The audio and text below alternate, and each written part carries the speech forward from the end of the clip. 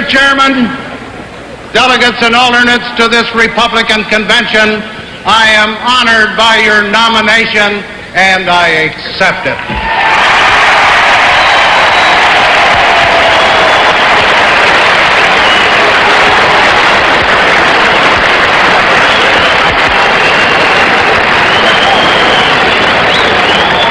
With pride, with gratitude, and with a total will to win a great victory for the American people.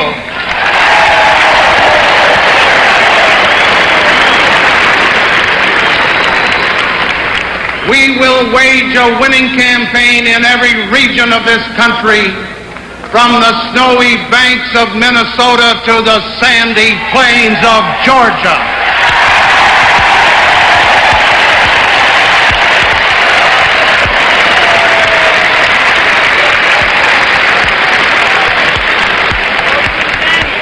We concede not a single state. We concede not a single vote.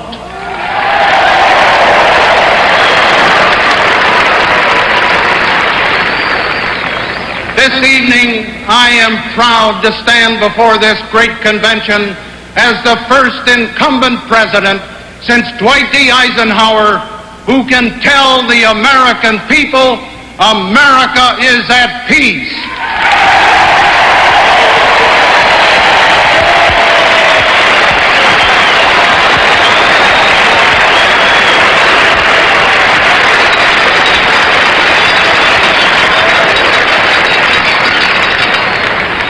Tonight I can tell you straight away, this nation is sound, this nation is secure, this nation is on the march to full economic recovery and a better quality of life for all Americans.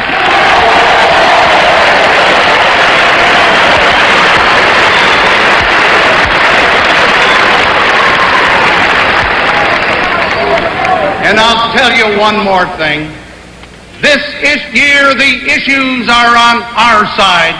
I'm ready, I'm eager to go before the American people and debate the real issues face to face with Jimmy Carter.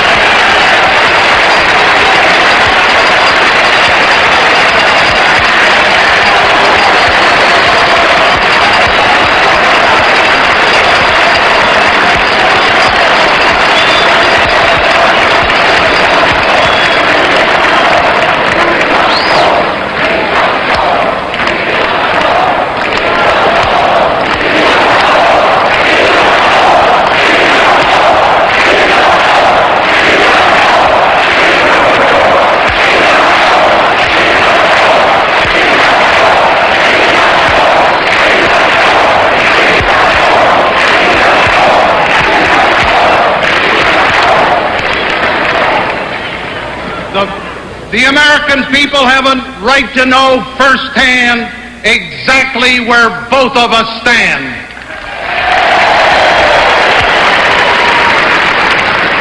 I am deeply grateful to those who stood with me in winning the nomination, of the parties whose cause I have served all of my adult life. I respect the convictions of those who want to change in Washington. I want to change too. After 22 long years of majority misrule, let's change the United States Congress.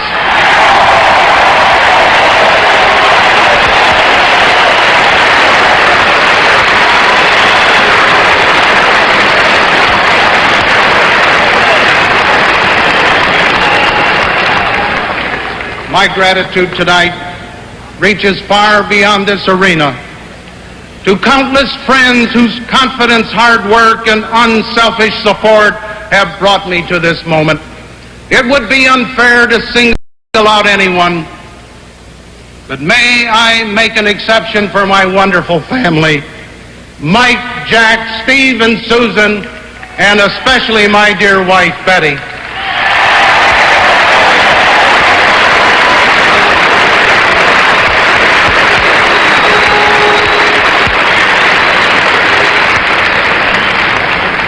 We Republicans have had some tough competition. We not only preach the virtues of competition, we practice them.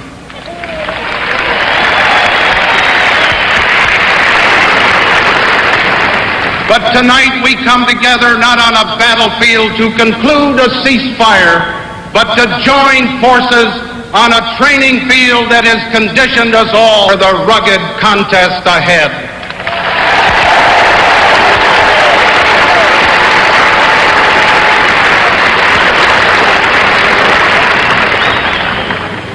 Let me say this from the bottom of my heart. After the scrimmages of the past few months, it really feels good to have Ron Reagan on the same side of the line.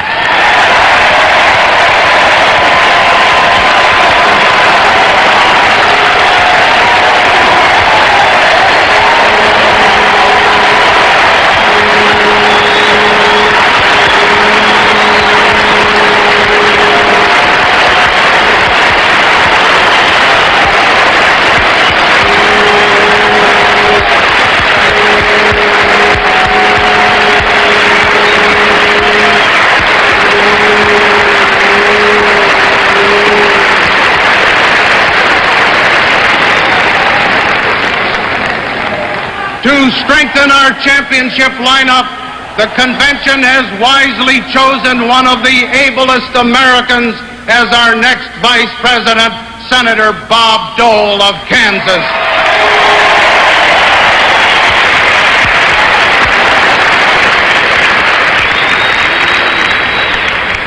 With his help, with your help, with the help of millions of Americans who cherish peace, who want freedom preserved, prosperity shared, and pride in America, we will win this election.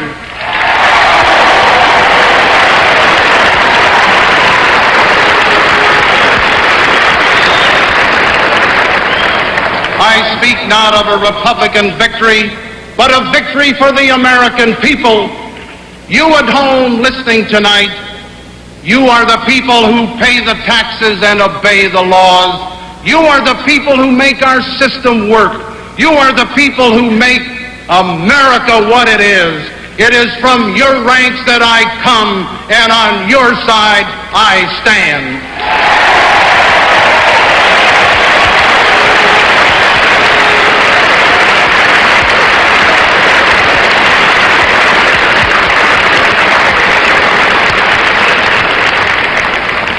Something wonderful happened to this country of ours the past 2 years.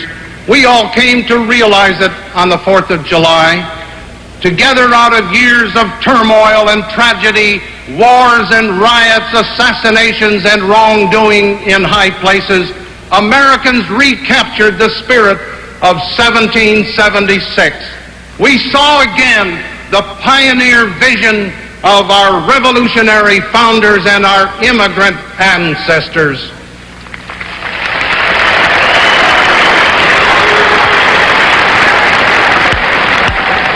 Their vision was of a free man and free women enjoying limited government and unlimited opportunity.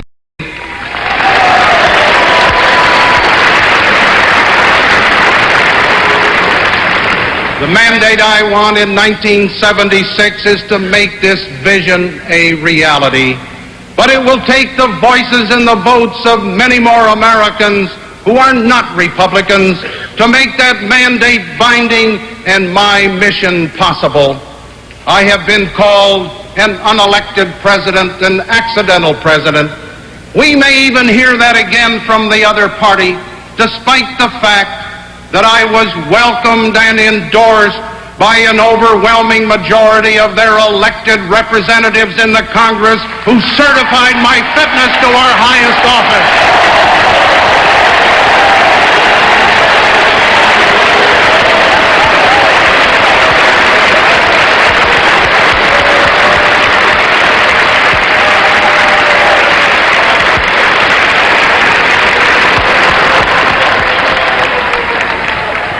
Having become Vice President and President without expecting or seeking either, I have a special feeling toward these high offices. To me, the presidency and the vice presidency were not prizes to be won, but a duty to be done.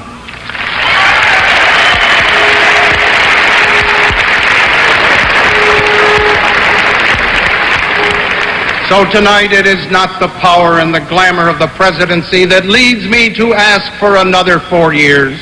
It is something every hard-working American will understand, the challenge of a job well begun but far from finished.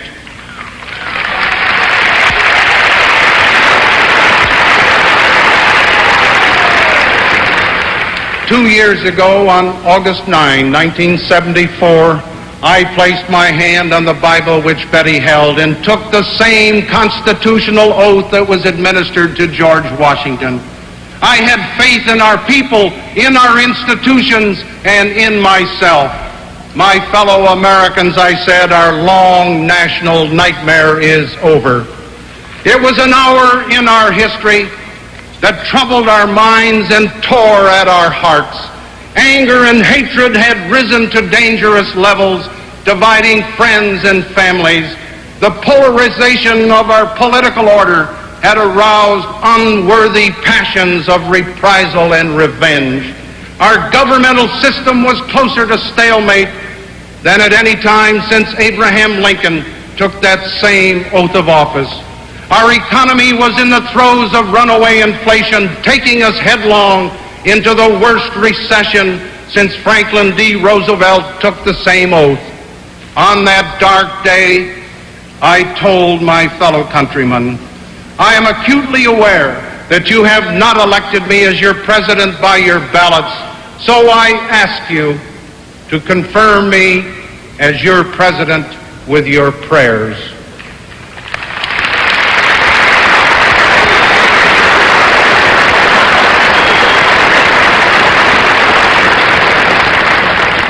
On a marble fireplace in the White House is carved a prayer which John Adams wrote. It concludes, "May none but honest and wise men ever rule under this roof." Since I have resided in that historic house, I have tried to live by that prayer.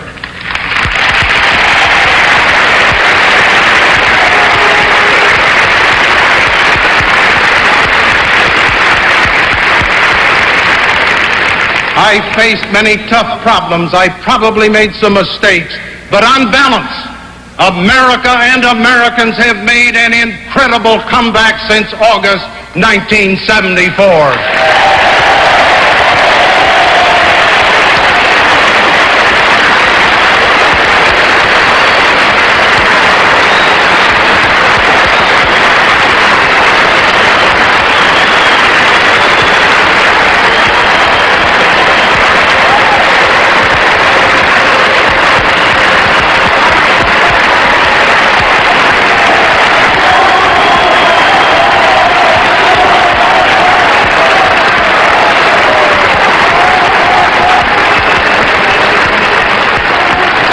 Nobody can honestly say otherwise, and the plain truth is that the great progress we have made at home and abroad was in spite of the majority who run the Congress of the United States.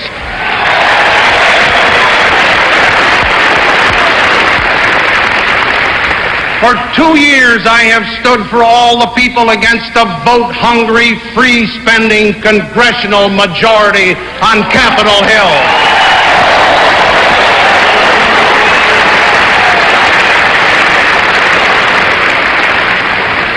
55 times, I vetoed extravagant and unwise legislation. 45 times, I made those vetoes stick.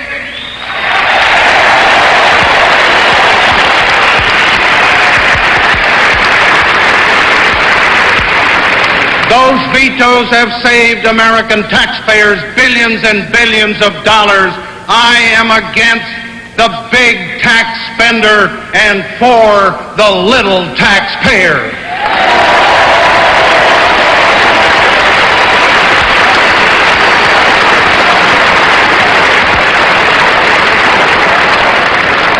I called for a permanent tax cut coupled with spending reductions to stimulate the economy and relieve hard-pressed middle-income taxpayers. Your personal exemption must be raised from $750 to $1,000.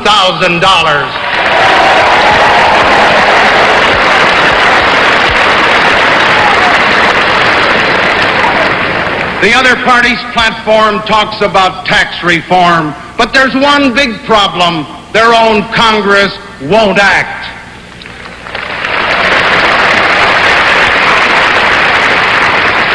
I called for reasonable constitutional restrictions on court-ordered busing of school children, but the other party's platform concedes that busing should be a last resort. But there's the same problem. Their own Congress won't act.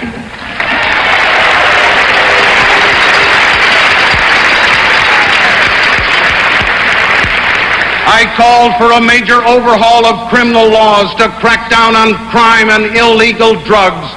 The other party's platform deplores America's $90 billion cost of crime. There's the problem again. Their own Congress won't act.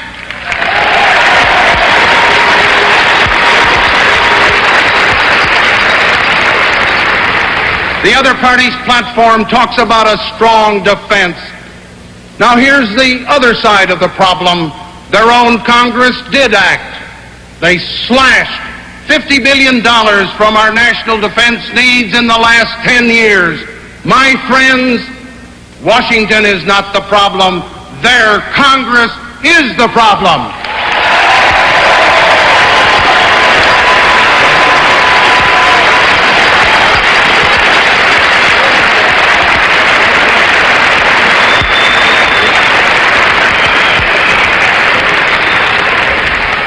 You know the President of the United States is not a magician who can wave a wand or sign a paper that will instantly end a war, cure a recession, or make bureaucracy disappear. A president has immense powers under the Constitution, but all of them ultimately come from the American people and their mandate to him. That is why tonight I turn to the American people and ask not only for your prayers, but also for your strength and your support, for your voice and for your vote.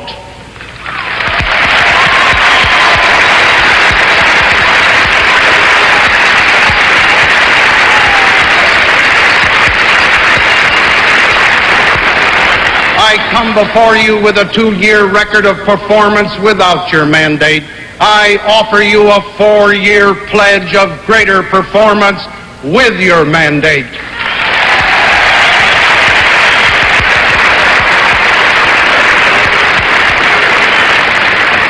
As Governor Al Smith used to say, let's look at the record.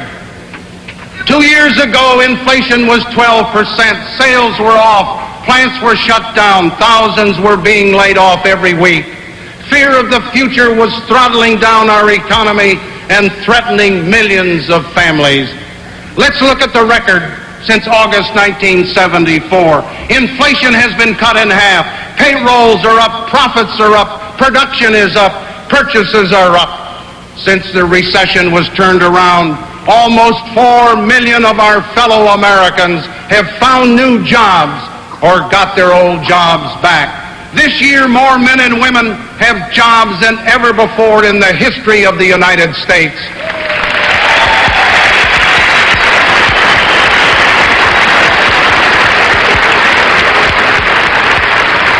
Confidence has returned, and we are in the full surge of sound recovery to steady prosperity.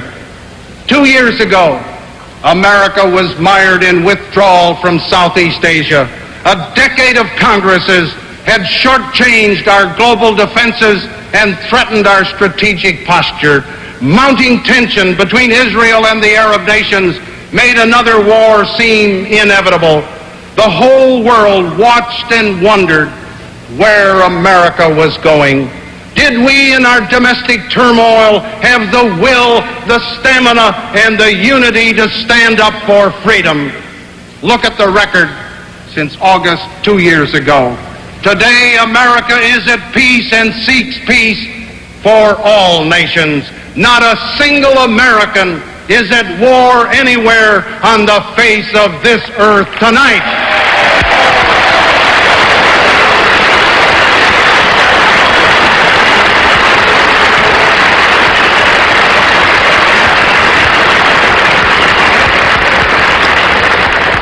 Our ties with Western Europe and Japan, economic as well as military, were never stronger.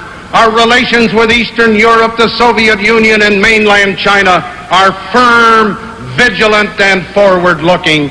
Policies I have initiated offer sound progress for the peoples of the Pacific, Africa, and Latin America. Israel and Egypt, both trusting the United States, have taken an historic step that promises an eventual just settlement for the whole Middle East. The world now respects America's policy of peace through strength. The United States is again the confident leader of the free world.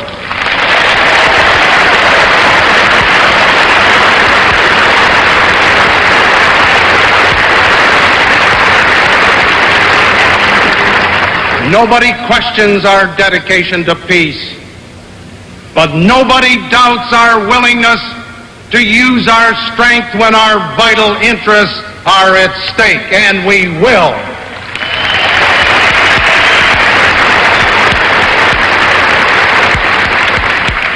I called for an up-to-date, powerful Army, Navy, Air Force, and Marines that will keep America secure for decades. A strong military posture is always the best insurance for peace.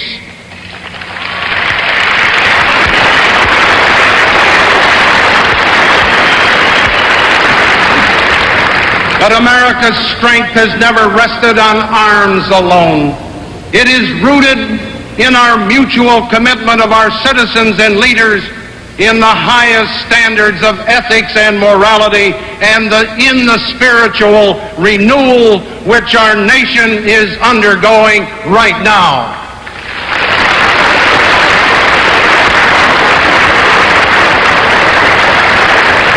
Two years ago, people's confidence in their highest officials, to whom they had overwhelmingly entrusted power, had twice been shattered. Losing faith in the word of their elected leaders, Americans lost some of their own faith in themselves. Again, let's look at the record since August 1974. From the start, my administration has been open, candid, forthright.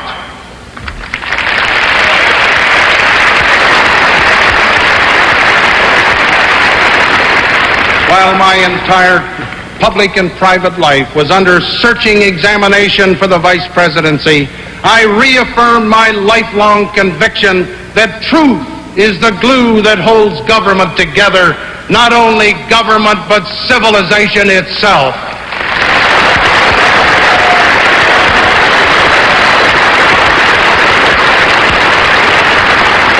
I have demanded honesty, decency, and personal integrity from everybody in the executive branch of the government.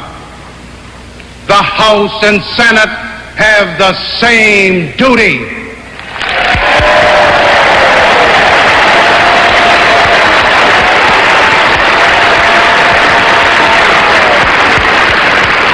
The American people will not accept a double standard in the United States Congress.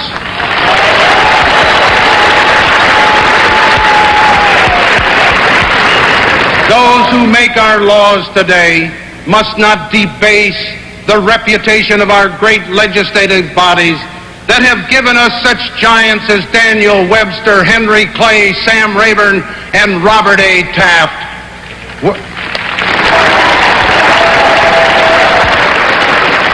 Whether in the nation's capital, the state capitol, or city hall, private morality and public trust must go together.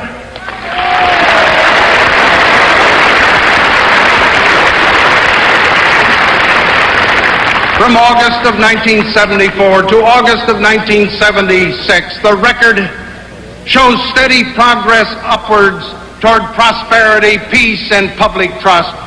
My record is one of progress, not platitudes. My record is one of specifics, not smiles. My record is one of performance, not promises.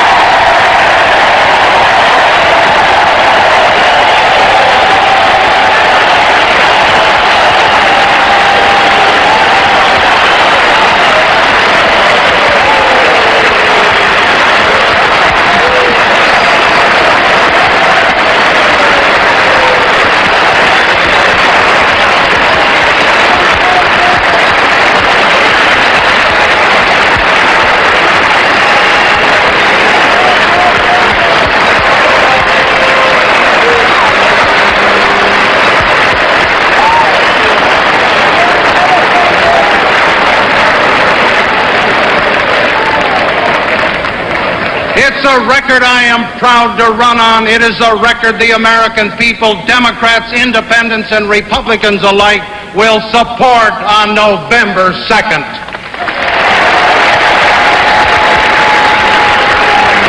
For the next 4 years, I pledge to you that I will hold to the steady course we have begun.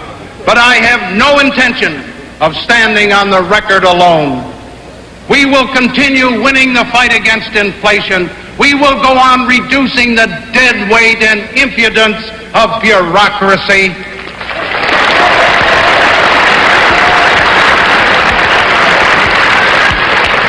We will submit a balanced budget by 1978. We will improve the quality of life at work, at play, and in our homes and in our neighborhoods. We will not abandon our cities. We will encourage urban programs which assure safety in the streets, create healthy environments, and restore neighborhood pride.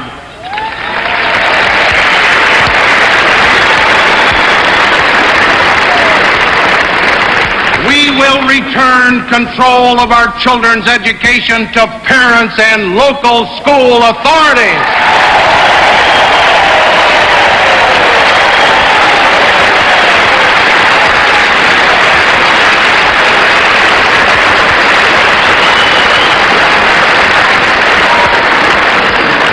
We will make sure that the party of Lincoln remains the party of equal rights.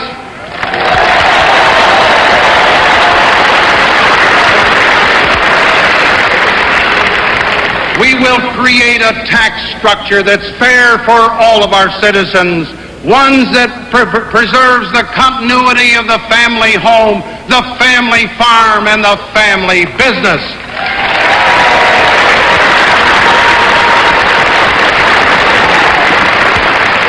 We will ensure the integrity of the Social Security system and improve Medicare so that our older citizens can enjoy the health and the happiness that they have earned. There is no reason they should have to go broke just to get well.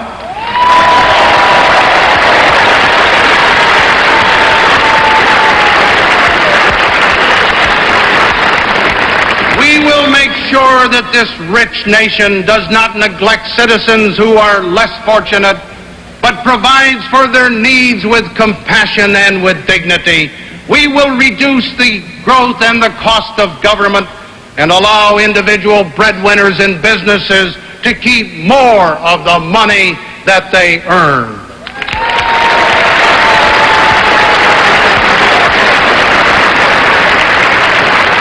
We will create a climate in which our economy will provide a meaningful job for everyone who wants to work and a decent standard of life for all Americans.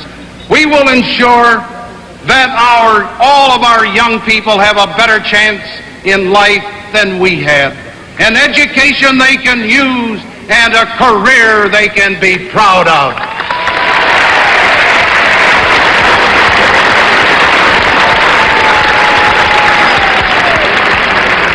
We will carry out a farm policy that assures a fair market price for the farmer, encourages full production, leads to record exports, and eases the hunger within the human family. We will never use the bounty of America's farmers as a pawn in international diplomacy. There will be no embargoes.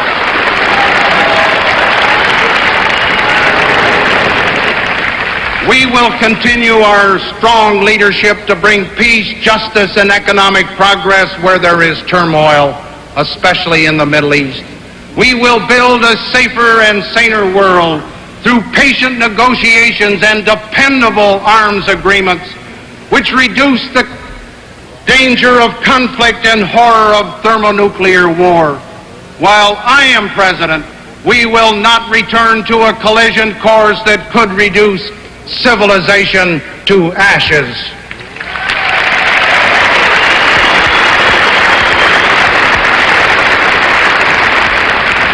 We will build an America where people feel rich in spirit as well as in worldly goods. We will build an America where people feel proud about themselves and about their country. We will build on performance, not promises, experience, not expediency, real progress instead of mysterious plans to be revealed in some dim and distant future.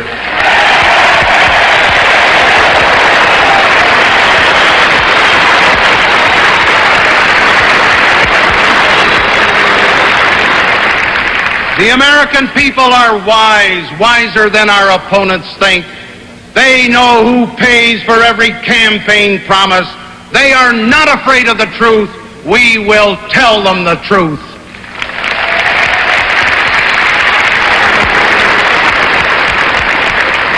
From start to finish, our campaign will be credible. It will be responsible. We will come out fighting and we will win.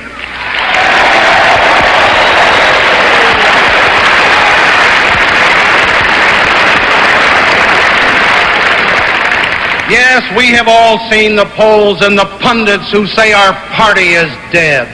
I've heard that before. So did Harry Truman. I'll tell you what I think. The only polls that count are the polls the American people go to on November 2nd.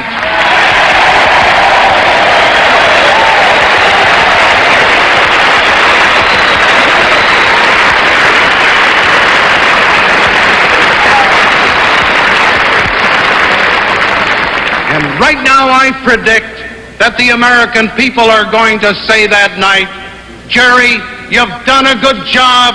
Keep right on doing it.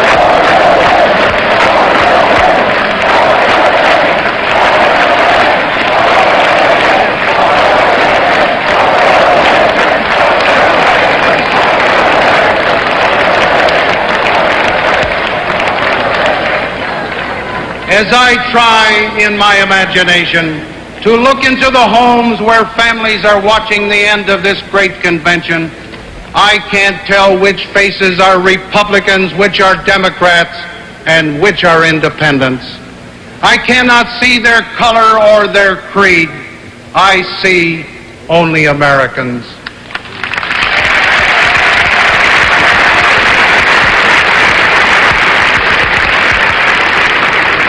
I see Americans who love their husbands, their wives, and their children. I see Americans who love their country for what it has been and what it must become. I see Americans who work hard but who are willing to sacrifice all they have worked for to keep their children and their country free.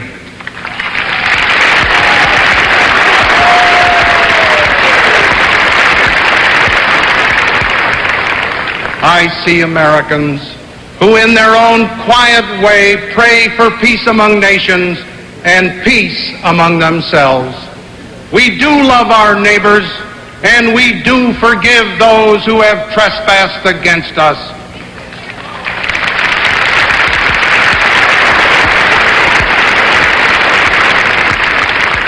I see a new generation that knows what is right and knows itself. A generation determined to preserve its ideals, its environment, our nation, and the world. My fellow Americans, I like what I see.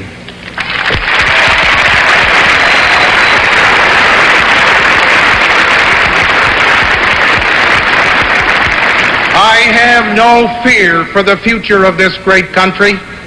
And as we go forward together, I promise you once more what I promised before: to uphold the Constitution, to do what is right as God gives me to see the right, and to do the very best that I can for America.